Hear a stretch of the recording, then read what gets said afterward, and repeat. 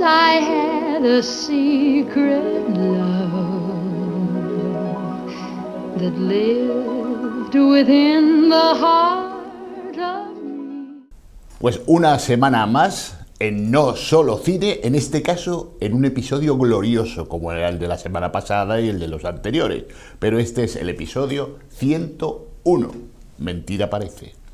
Bueno, vamos a intentar hablar de la actualidad, en este caso muy pegada a la piel cinematográfica de este país, y quiero que veáis algo que habitualmente no se ve en las grandes pantallas, que es el cómo se hizo. Hay un festival en San Sebastián que no es el gran festival, pero que es un festival que ya tiene muchísimas ediciones, en este caso la próxima será la 36 edición, y que se llama Semana de Cine, del Cine Fantástico y de Terror de Donosti, de San Sebastián. En este caso, y desde hace ya algunas semanas, han elaborado un making, un cómo se hizo, pero en este caso cómo se hizo el cartel publicitario que va a presidir durante los próximos meses hasta octubre, noviembre. Ahora hablaremos de las fechas del festival. Pues las paredes, las redes sociales. ¿Por qué? Porque su protagonista y la intencionalidad me parece extraordinaria, me parece bárbara. Tal es así que he animado a Pedro Mambrú y a Javier Bermejo, que ahora estarán con nosotros, que son los hacedores del making, a que nos cuenten cómo fue ese proceso. Pero entre tanto, vamos a dar entrada a ese making. Dura 4 minutos. Vamos a verlo.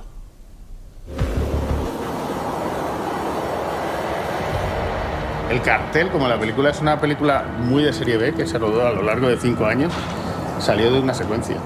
Entonces, cuando Josemi nos propuso, pues Javier es director de fotografía y lo que ha hecho ha sido reproducir la luz con el tipo de luces, y hemos rodado las dos cosas. Hemos hecho la foto en analógico. Explica un poco eso, ¿cómo ha sido? Bueno, hemos hecho la fotografía en analógica para intentar sacar el cartel con exactamente la misma emulsión, la misma textura, o sea, para que sea lo más fiel posible a ese espíritu y a esa imagen.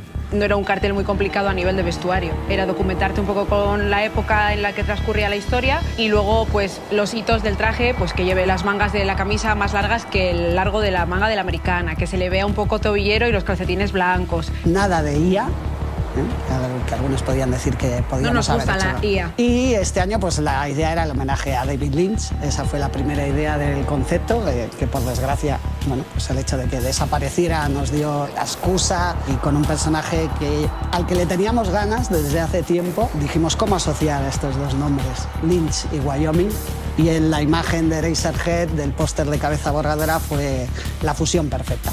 ¡Ataque! ¡David Lynch! ¡David Lynch! Eraserweek 3/4.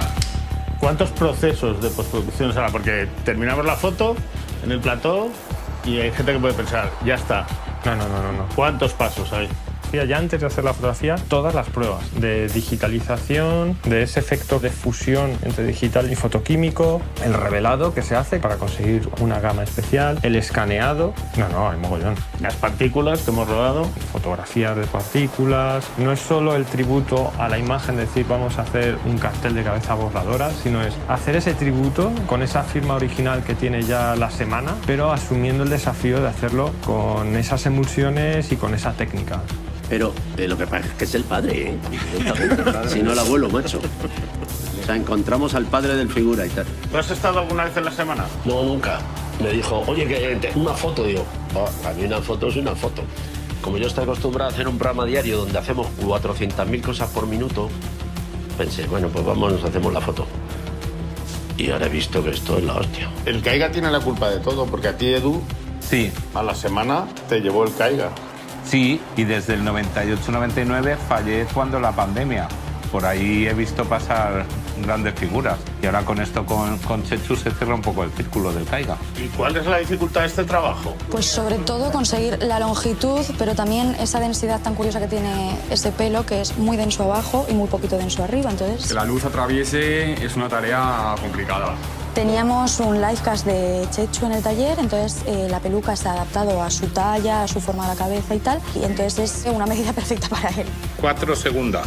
y luego ya es como... Sí, pero no sigue, o sea, que no hace el tío así como... no, es en continuidad, eso es. Es un fundido. Sí, es una cosa suave. Sí. También hay que tener un poco el tono de la semana. De soviético, de rumano, macho, o sea, de el ministro George Ceausescu. Mira. Ahí estás. Venga, foto ahí.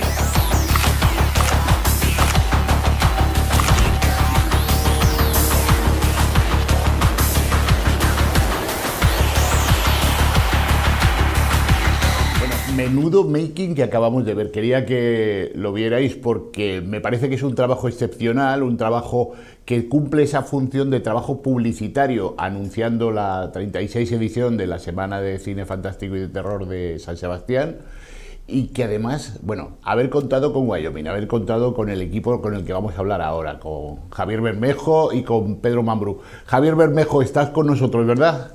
Sí, estoy con vosotros. Javier, felicidades por este trabajo y bueno, ¿cómo os animasteis, Pedro y tú, a sacar este making adelante? ¿De dónde provino la idea? Pues a ver, la idea, a mí me llamó Pedro. A mí me llamó con una idea de hacer un cartel, de estos carteles famosos que hace la semana, haciendo tributo a David Lynch. Yo además soy, como muchos otros cineastas, ¿no? un fanático de David Lynch, entonces me pareció una idea espléndida. Pero no sabía mucho más hasta que ya comenzó a desarrollarme la idea de hacer un tributo a través de su primera película, que era Cabeza Borradora. Y ya cuando me dijo que además la persona que iba a ser ese protagonista del cartel era el Gran Wyoming, ya vi que era, bueno, que todo cuadraba, ¿no? Todo era maravilloso. Sí. Ya la emoción partió de tu corazón diciendo, bueno, qué bien, con Wyoming. Claro, ¿no? Te dicen Gran Wyoming y dices, pues sí. ¿Habías trabajado antes con Wyoming? No, O sea, es la primera vez. Un encuentro épico para muchos de nosotros, ¿no? Trabajar con él, con su sentido del humor y con ese look, además, que cuando lo vemos en el making, pues esos ojos saltones de él jugueteando. Bueno, si David Lynch, digamos, en su momento hubiera conocido a Wyoming, seguro que a lo mejor sustituye al actor y pone a Wyoming. Sí, bueno, como dice Wyoming en el making of, sí. El padre, ¿no? Yo no soy el padre, soy el abuelo. Bueno, todavía queda mucho para el festival, porque estamos hablando de los últimos días de octubre y principio de noviembre, pero está muy bien ir anunciando, ir calentando motores con vuestro making. Sí. A ver, la semana yo creo que se organiza muy bien, tiene ya muchísimos años haciendo esto y creo que... Bueno, pues está ya no solo la expectativa que existe con el cartel, de cuál va a ser el cartel de este año, que a mí es algo que me ha sorprendido, ¿no? La expectativa que había detrás. Había gente preguntándonos, porque se habían enterado que nosotros habíamos hecho el cartel y estaban preguntándonos que cuál iba a ser el cartel, que qué habíamos hecho. Entonces, claro, como es un secreto, hasta que no se desvela, pues está todo el mundo un poquito en vilo de qué es lo que va a presentar. No, pero es que, Javier, tener un buen cartel, y San Sebastián lo sabe, es fundamental. Yo tengo claro a lo largo de mi vida profesional, sin querer comparar, pero he trabajado en cartelería con respecto a festivales que dirijo, que he dirigido, y el cartel siempre es básico, que hay muchas veces que si ves un cartel de tercera fila, dices, este festival también será de tercera fila o de cuarta, ¿no? Si ves un buen cartel, recuerdo que hace unos años colaboré de alguna manera con vuestro festival en un cartel que hizo Jack Mircala, un artista de la papiroflexia con el que yo trabajaba por aquel entonces, y que también quedó un cartel espectacular, ¿no? Ver cómo alguien con papiroflexia había hecho un universo, eso del cine de terror, pero con muñequitos hechos en papel, ¿no?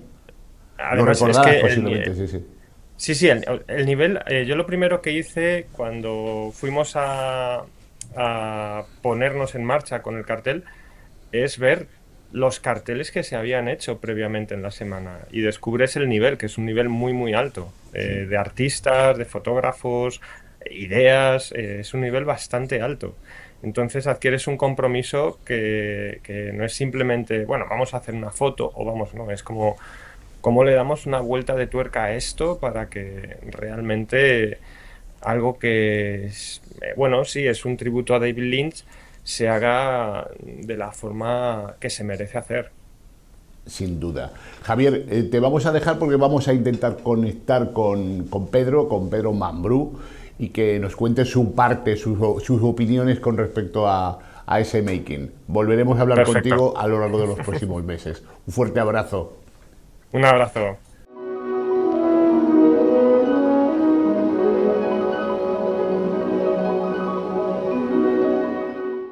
Bueno, y ahora tenemos aquí a la otra pata de este making que acabamos de ver. Pedro Mambrú. Pedro, muy buenas tardes. Hola, buenas tardes, ¿qué tal, Bruto? Pedro, muy bien. Hemos disfrutado tanto de ver ese trabajo que has hecho, que habéis hecho Javier y tú. Él nos acaba de decir que la idea partía de ti, que él de pronto recibe una llamada de teléfono tuya diciendo vamos a hacer un making del que pasaremos a la historia directamente.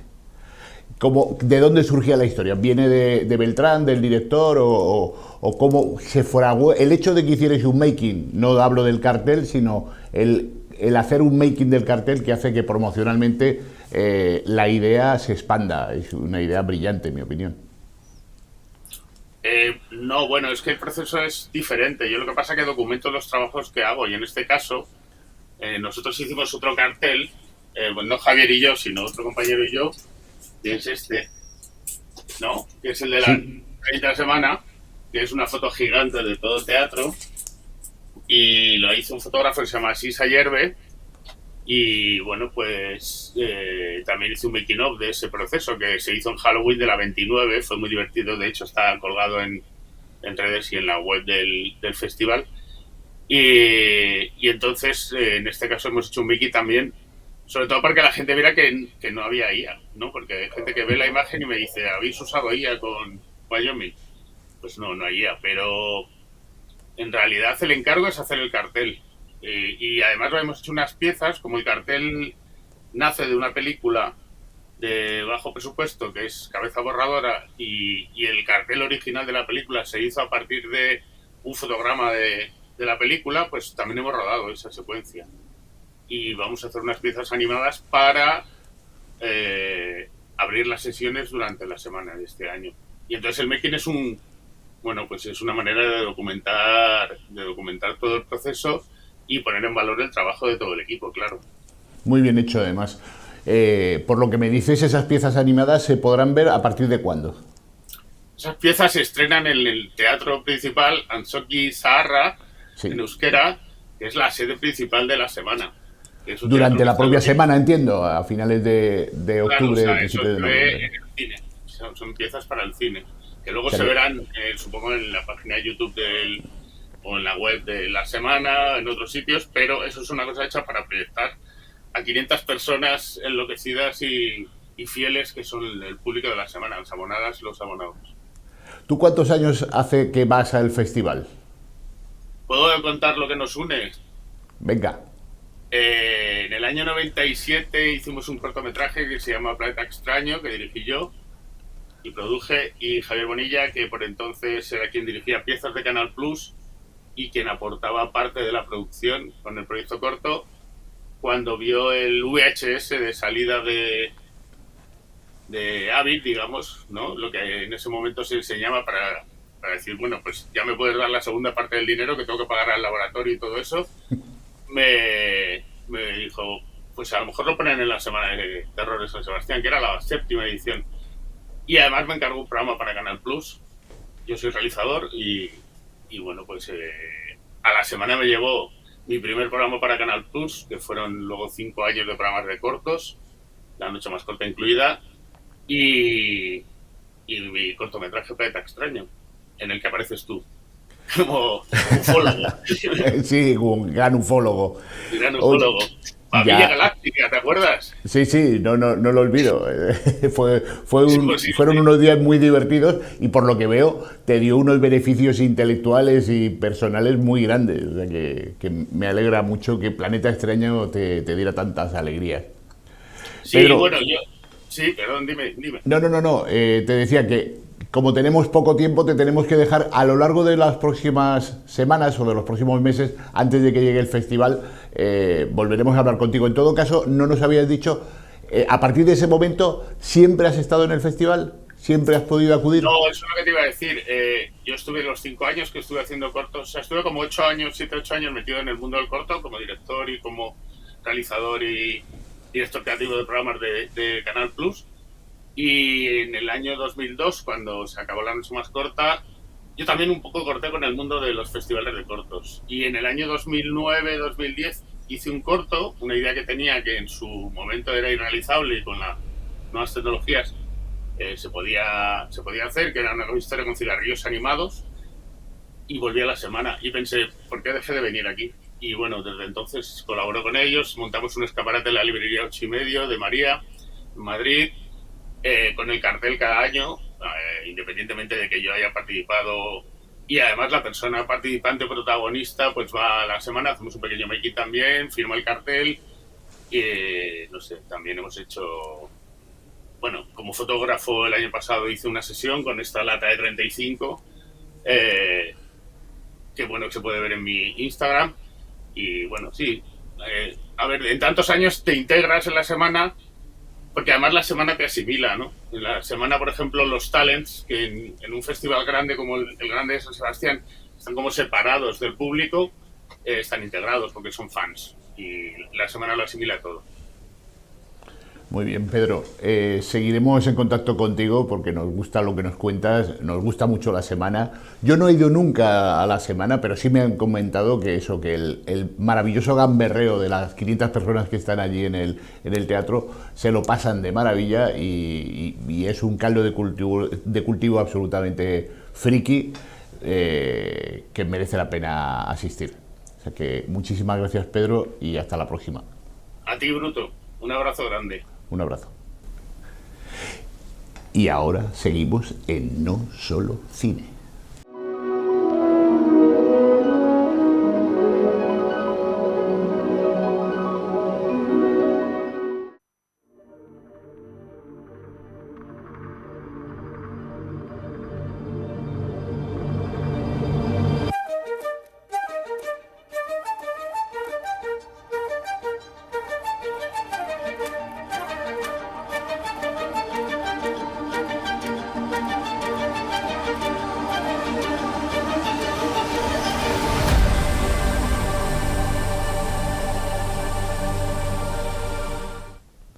Bueno, esta sintonía ya es para mí entrañable. Ya tenemos 5 ediciones de Generama en Chiclana, en el Teatro Moderno, y ahora tenemos con nosotros a su directora, a Oliva Acosta.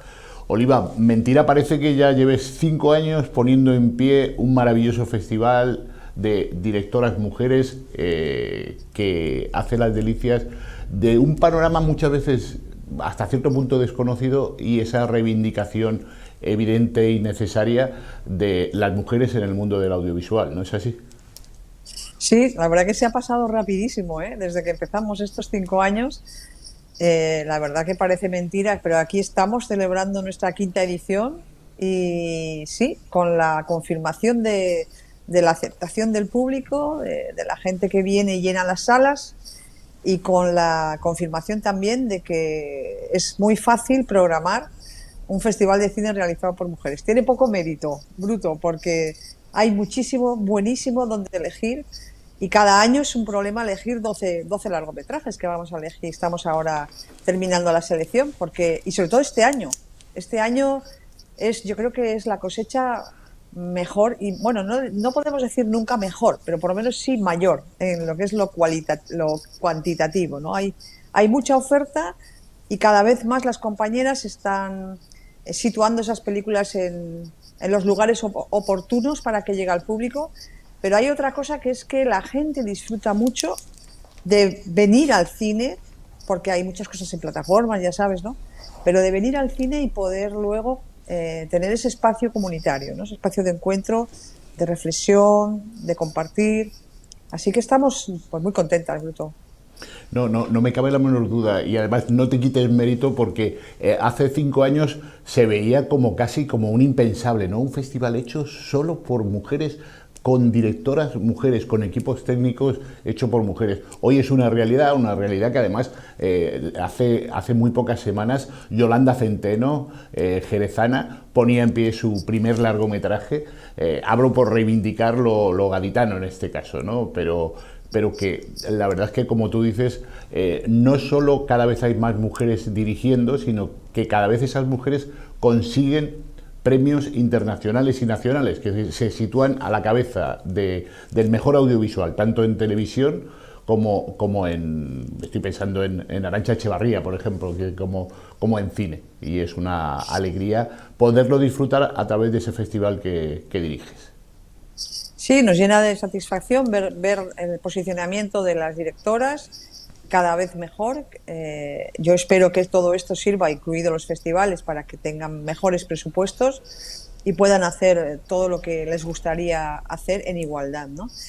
Y sí, pues Generama es un festival único en ese sentido, también por lo que dices, ¿no? En Andalucía solo tenemos otro más en Huelva, y a nivel de todo el estado solamente hay 2 festivales de cine realizados por mujeres que tengan detrás, como es el caso nuestro, una asociación, ¿no?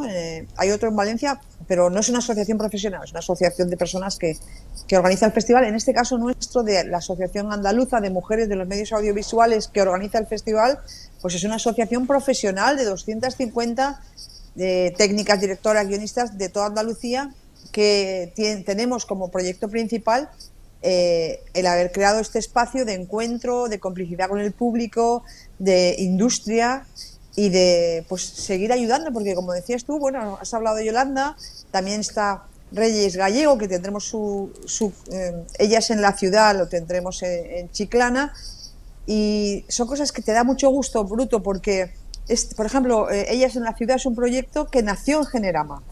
En 2003 Reyes Gallego participó en las residencias de creadoras con su proyecto En Germen, y ahora lo vamos a traer ya terminado, su largometraje, siendo un éxito en todos los festivales, también en plataformas. Y ver eso, el poder acompañar también, ya sabes que tenemos una sección que se llama Primas, que es para óperas primas, ¿no? Poder acompañar a las compañeras que empiezan, no solamente a las que ya tienen obras muy reconocidas, sino a compañeras que están empezando. Pues ese es el objetivo. Nosotras queremos ser un epicentro como a mí me gusta llamarlo, como si fuera un laboratorio de investigación y desarrollo, ¿no? Aquí estamos ayudando a generar y luego ayudando a difundir, tratando de estar en toda la cadena de producción de lo que es una obra audiovisual. Lo hacéis y lo hacéis muy bien. Hace unos días tenía el placer de organizar una proyección de Soy Nevenka, la magnífica película de Itziar Bollaín, con la presencia de 2 pesos pesados del mundo del feminismo, que son Cristina Fallarás y Susana Ginesta. En aquel momento se hablaba de algo mucho más denso de lo que estamos hablando, que es de la violencia machista, de la violencia de género, que plantea un caso real en el caso de Nevenka. Y además tuvimos la fortuna de tener una videollamada, una conexión en directo con la verdadera Nevenka, con la que ha tenido que abandonar Ponferrada ante el acoso indiscriminado, ¿no? Eso posiciona, primero deja en muy mal lugar evidentemente al género masculino, a los hombres, y nos hace dar cuenta que el cine, en algunos casos, o en la mayoría de los casos, nos cuentan realidades francamente duras. Sí, bueno, el cine es una herramienta de transformación social. Para mí y para muchas de nosotras, el cine es puro activismo. A través del cine podemos contar el mundo y podemos contarlo desde nuestra visión, una visión poderosa, nuestra propia visión, y tratar de cambiar las cosas. Pero bueno, ahora que sacas esta cuestión, también me interesa mucho decir que no solamente las cineastas utilizan el medio para, lo que te digo, esa militancia o ese activismo de transformación social, sino también las mujeres fuera de lo que es el momento de rodaje. Pues en la asociación AMMA acabamos de presentar, y vamos a seguir presentándolo en otros lugares, un manual de buenas prácticas contra la violencia machista en todos los ámbitos culturales. Se llama Corten. Es un manual que lo podemos bajar de nuestra página web de AMMA, y lo que hace es plantear herramientas para que cualquier evento cultural, ya sea un festival, ya sea lo que sea en el mundo de la cultura, no podamos ya decir, es que no sé cómo se hace, es que no sé cómo se puede prevenir. No, aquí están las herramientas y aquí lo tenéis, ¿no? Ese es el manual de buenas prácticas que se llama Corten, y que bueno, nos apoyan mucho estas películas como la que has mencionado, Nevenka, ¿no? Porque a veces con una sola imagen se dice muchísimo más que con muchísimas palabras, ya lo sabemos, ¿no?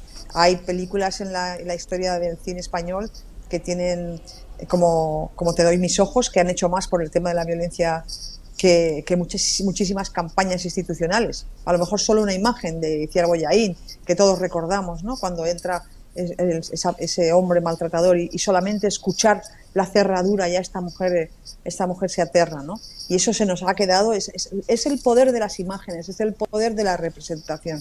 Por eso es tan importante que en el cine estemos en igualdad, hombres y mujeres, contando el mundo, contando las cosas que nos preocupan y pudiendo luego mostrarlas, ¿no?, al público. Un fuerte abrazo, Oliva, y nos vemos muy, muy pronto. Y ahora seguimos en No Solo Cine.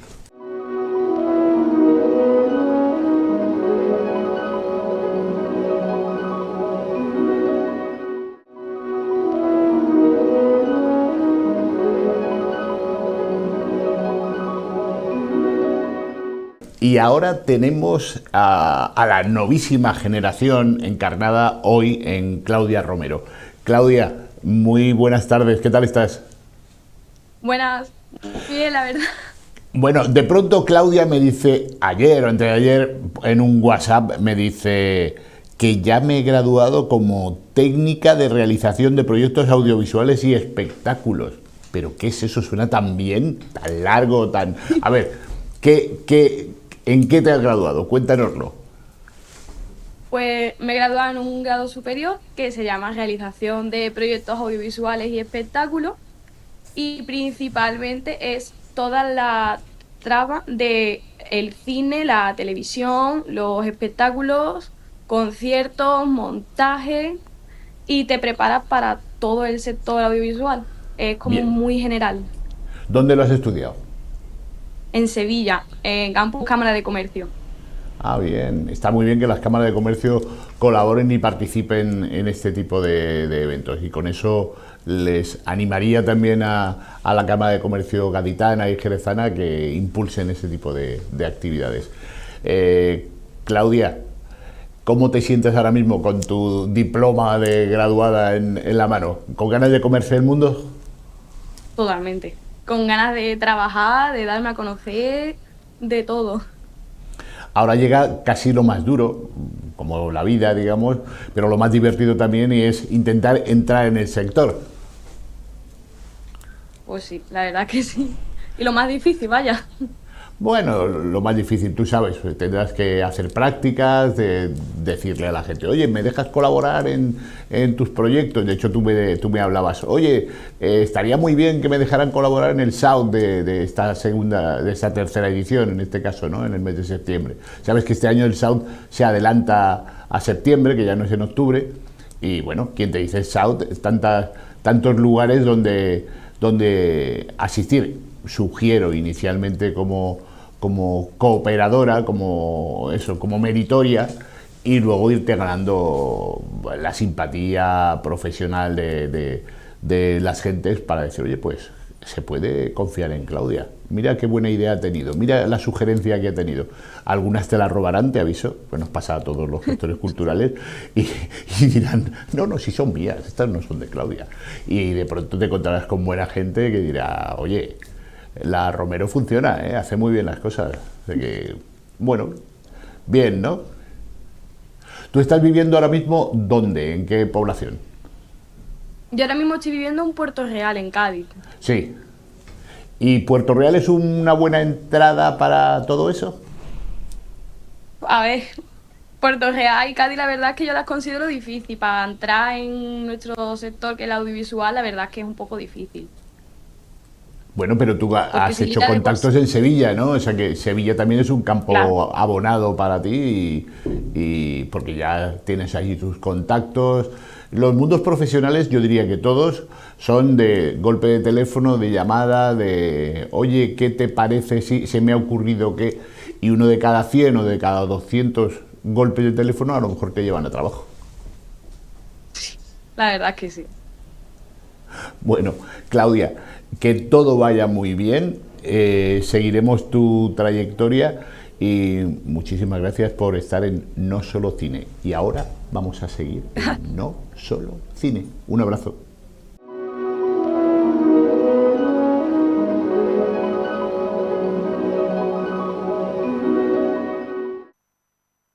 Empezamos. Bueno, Almu, ¿qué te parece que hagamos un documental sobre ti?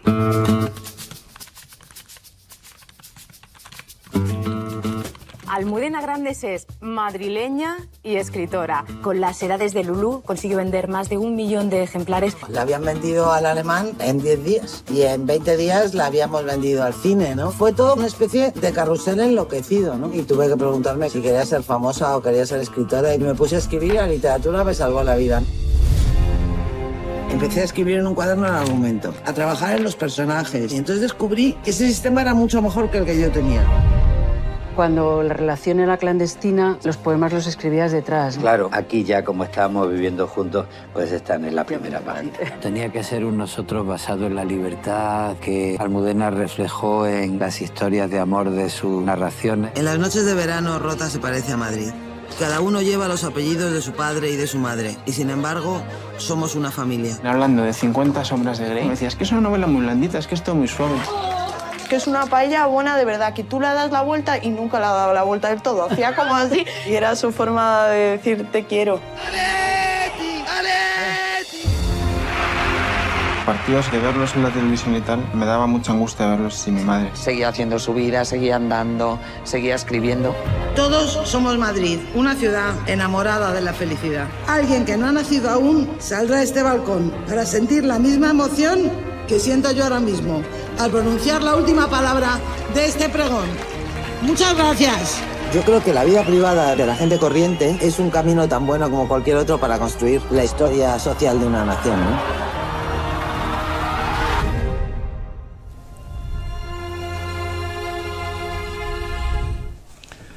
Bueno, emotivo este encuentro en este largometraje documental con Almudena Grandes, que nos dejaba no hace mucho, en 2021, y que tenemos hoy con nosotros a Azucena Rodríguez, la directora que ha hecho posible este largometraje documental que vamos a ver en la provincia de Cádiz en muy breves días. Azucena Rodríguez, muy buenas tardes. Hola, buenas tardes. Un placer estar con vosotros. Lo mismo te digo, directora tanto de televisión como de cine, guionista, profesional, profesora de la ECAM en Madrid y muchísimas cosas más.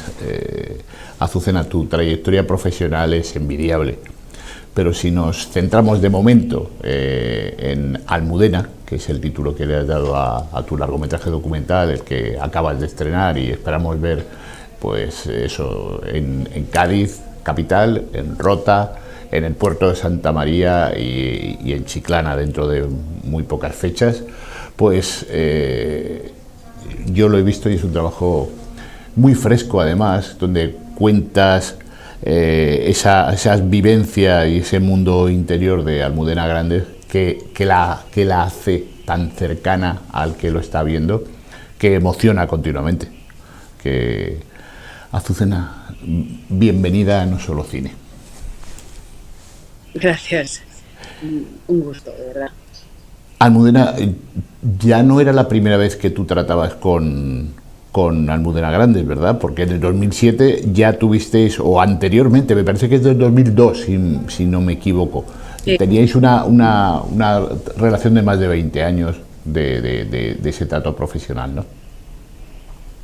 Más que profesional, diría, o sea, se inició como un trato profesional porque yo quise adaptar uno de los personajes de Los aires difíciles y ahí la conocí en el 2002 y luego se convirtió enseguida en un trato personal. Muy bien. ¿Cómo era Almudena en el cara a cara, cuando os poníais en una mesa de trabajo y poníais a hablar e intentar poner en pie un proyecto? Pues era una maravilla, de verdad, porque era absolutamente respetuosa, pero como era muy, muy inteligente y tenía mucho sentido del humor y tenía un gran respeto por el trabajo de los demás, era muy fácil, o sea, era una colaboradora de lujo que entendía que el trabajo en el cine es uno, las herramientas son unas distintas de las de la literatura y entendía que ella lo que estaba era de apoyo y dejaba absoluta libertad para trabajar y desde luego todo el apoyo del mundo.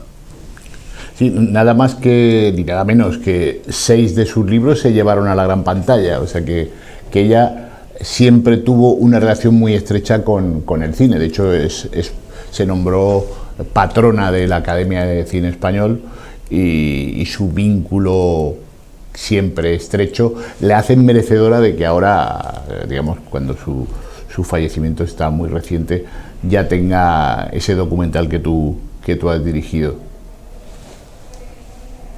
Sí, ella, bueno, es una novelista muy adaptada y yo creo que lo seguirá siendo, porque sus novelas están llenas de personajes fantásticos, de tramas estupendas y ella, los que hacemos cine decimos que es muy cinematográfica y ella no estaba de acuerdo, ella decía, os empeñáis, pero no lo soy tanto, entre otras cosas porque claro, hacía novelas de 1000 páginas que no caben en una película y si me apuran tampoco en una serie, ¿no?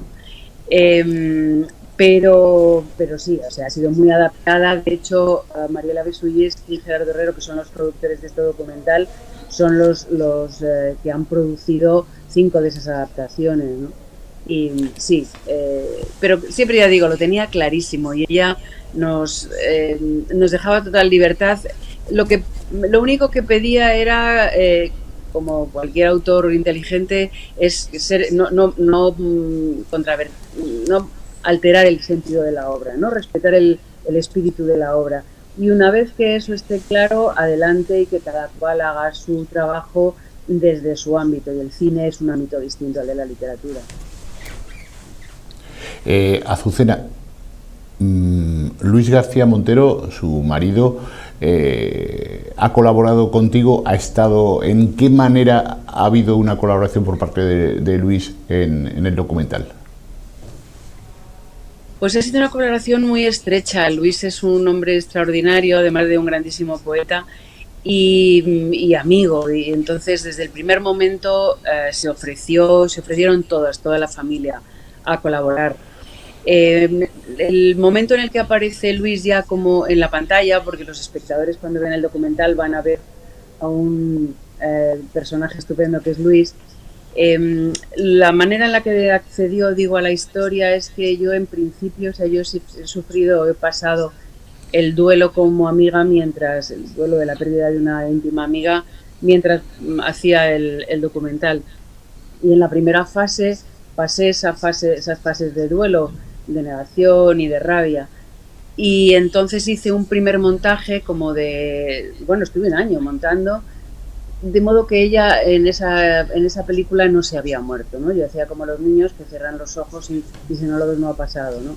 Entendí que eso no podía ser así, que eso no funcionaba, que tenía que hacerlo de otro modo y entendí que era inevitable y era necesario hablar de la pérdida, ¿no? De la tremenda ausencia que ha dejado.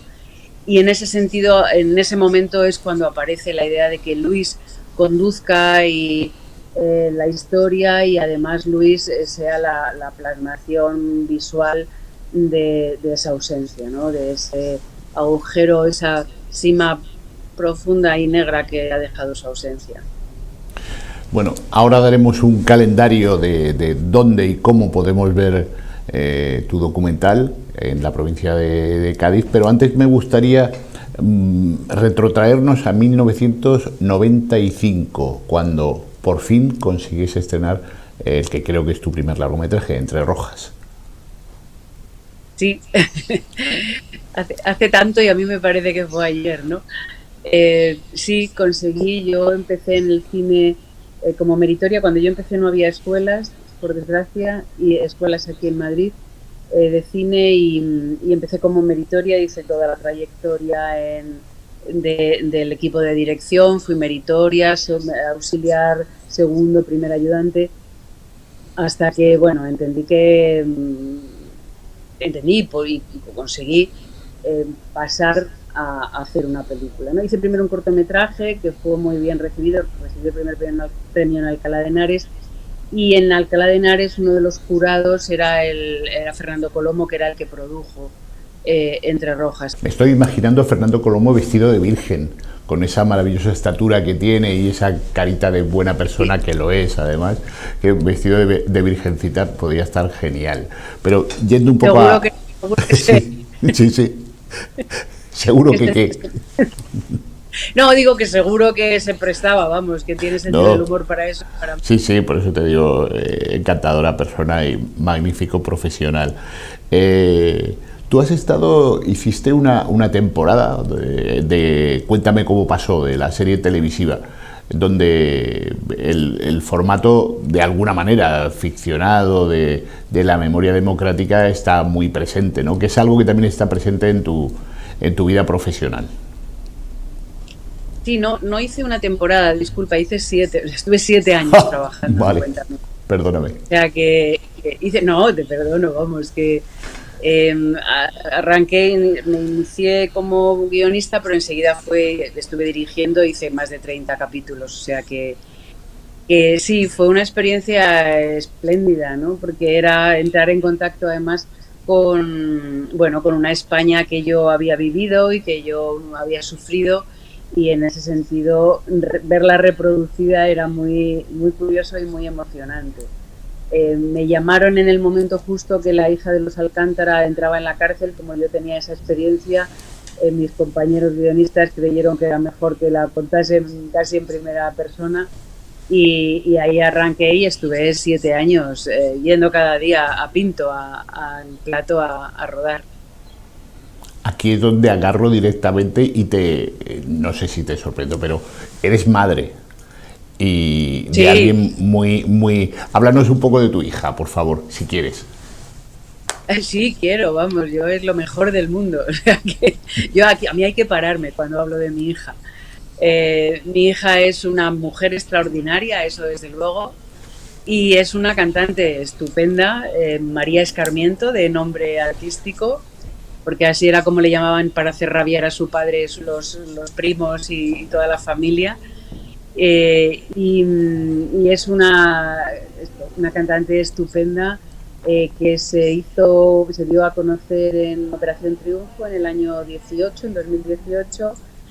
Era un poco un verso suelto dentro de esa idea de Operación Triunfo. Ella iba por otro lado, pero estuvo 10 semanas, estuvo mucho tiempo, y a raíz de ahí inició una carrera musical de bastante éxito, midiéndole, bueno, tiene mucho, o sea, no para de trabajar y de actuar, pero bueno, ha conseguido hacer lo que quiere. Había estudiado música en Nueva York, primero estudió 5 años en Nueva York, y cuando estaba un poco perdida vino, entró en su vida casi de broma, casi jugando con los amigos, se presentó a un casting de 16.000 personas, y bueno, ahí salió, y luego ya ahora tiene ya su carrera propia, y lo que hace, si no me lo preguntas ya lo digo yo, como ves, no hay que pararme hablando de ella. No, tú sigue. Hace hiperpop. Sí. Ella hace hiperpop, ahora me tienes que preguntar qué es el hiperpop. Contéstamelo, por favor. Lo digo porque yo tuve que preguntárselo a ella para saberlo. Claro. Pues es pop electrónico. Es pop electrónico y es una gozada verla en el escenario, es impresionante. Pero parezco vamos a ver. Su madre. Claro, pero yo iba ahí. Ponte esa España que tú viviste con la edad que ahora mismo tiene tu hija y la suya, y establece un vínculo de comparación si te apetece. Pues mira, voy a resistir la tentación porque además no lo creo de decir que cualquier tiempo pasado fue mejor, en absoluto. Yo creo que este tiempo es mucho mejor que el que a mí... Cada uno no hay ni mejor ni peor, cada uno tiene unas peculiaridades. Cuando yo tenía la edad de mi hija, o sea, yo tuve la suerte, porque fue una suerte, de vivir el final de la dictadura, entonces de pasar de un país gris y tremebundo y un país fascista a una democracia naciente, y eso nos dio un impulso. Estábamos como estrenando, ¿no? Como estábamos estrenando un país, y eso nos dio una vitalidad y una alegría muy grande, ¿no? Ahora, me voy ahora al aspecto sociopolítico, como ves.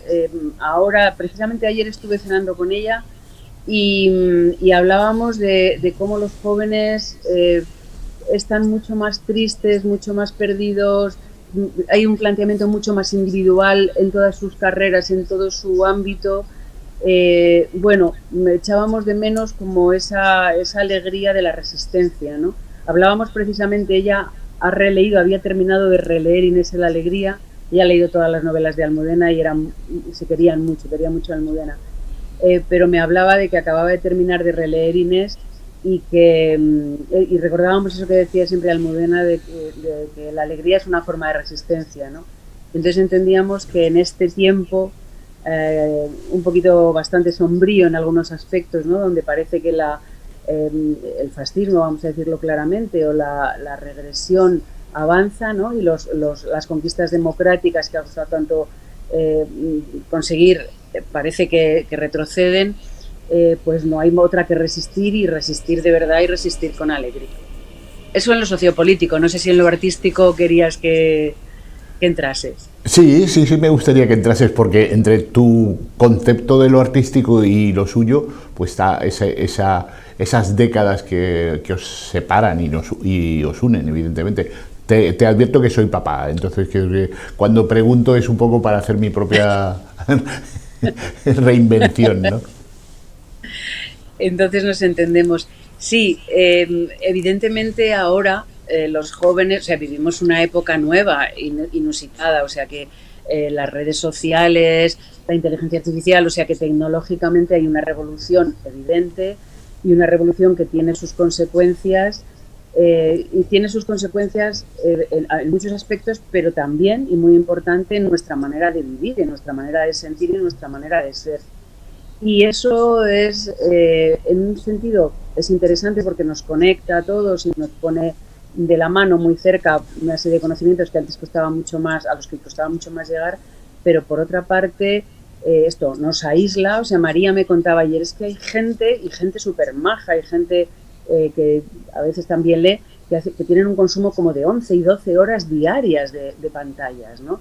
Entonces, queramos o no, no me pongo moralista ni mucho menos, pero queramos o no, eso tiene una consecuencia en nuestra manera de ser. O sea, la inmediatez, la intolerancia al fracaso o a la lentitud es absoluta, la superficialidad también se impone. Ya digo que hay cosas buenas, o sea, no voy a ser tan tonta de renunciar a eso, ¿no?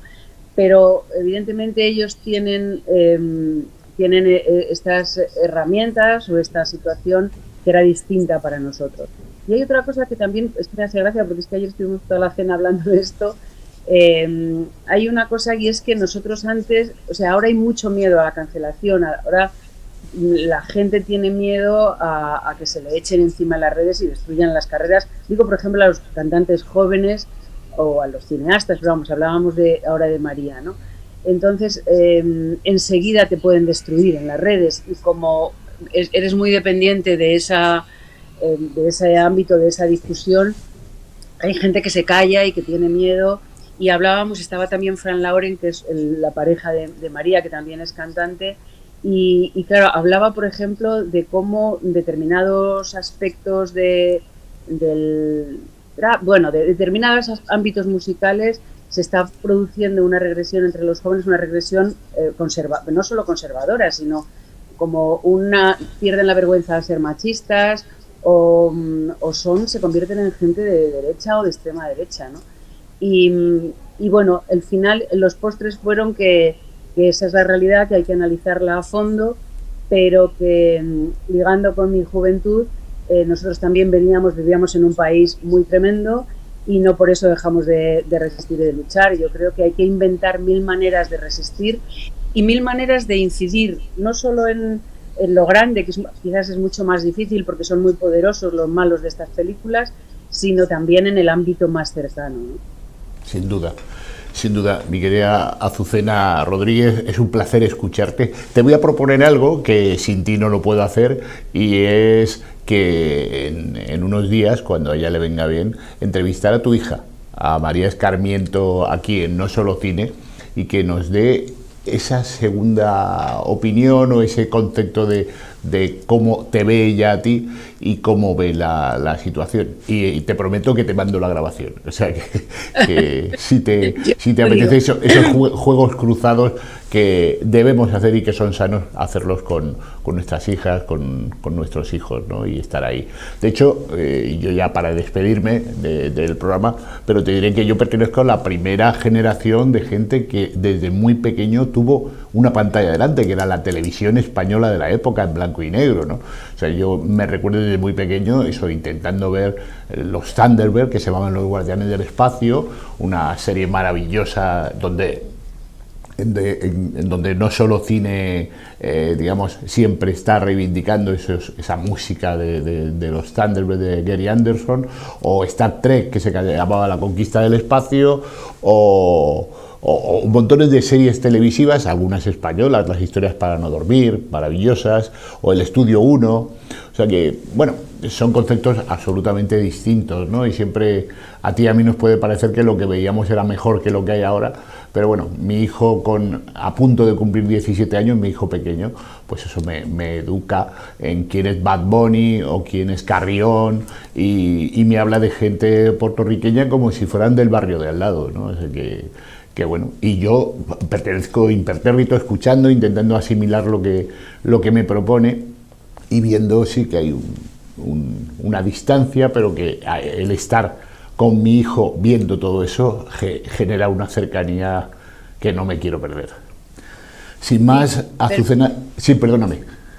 No, era por terminar, es que es verdad, o sea, que no se trata de que que lo nuestro fuese mejor, sino que este también es nuestro tiempo, o sea, que yo no creo, aquel ahora mismo es igual de vigente, entonces a mí me interesa muchísimo, yo oigo a Bad Bunny y me interesa mucho lo que cuentan, o sea, pero nunca desde una altura de yo viví aquello y ahora te voy a explicar cómo son las cosas, sino como desde cuéntame tú, porque yo creo que se aprende muchísimo de ellos y ellos de nosotros. Claro que sí. Azucena, un placer hablar contigo. desde luego, No Solo Cine tienes la puerta abierta y te seguiré llamando, hablaremos, te traeré al estudio y charlaremos mucho porque tienes muchísimas cosas que contarnos. Muchas gracias y hasta dentro de muy poco. Muchísimas gracias a vosotros y mucha suerte. Y ahora despedirme de todos los que nos estáis viendo en este programa que intenta, bueno, pues dar un panorama a no solo el cine, por eso nos llamamos No Solo Cine, ¿no? Sino un poco una visión semanal de nuestra sociedad, de la cultura de masas, de esa cultura popular que tanto me gusta y que creo que me apetece compartir siempre con vosotras y con vosotros. Y la semana que viene, si todo va bien, pues tendremos el episodio 102. Increíble. Un saludo y me despido. Bruto Pomeroi se despide en No Solo Cine.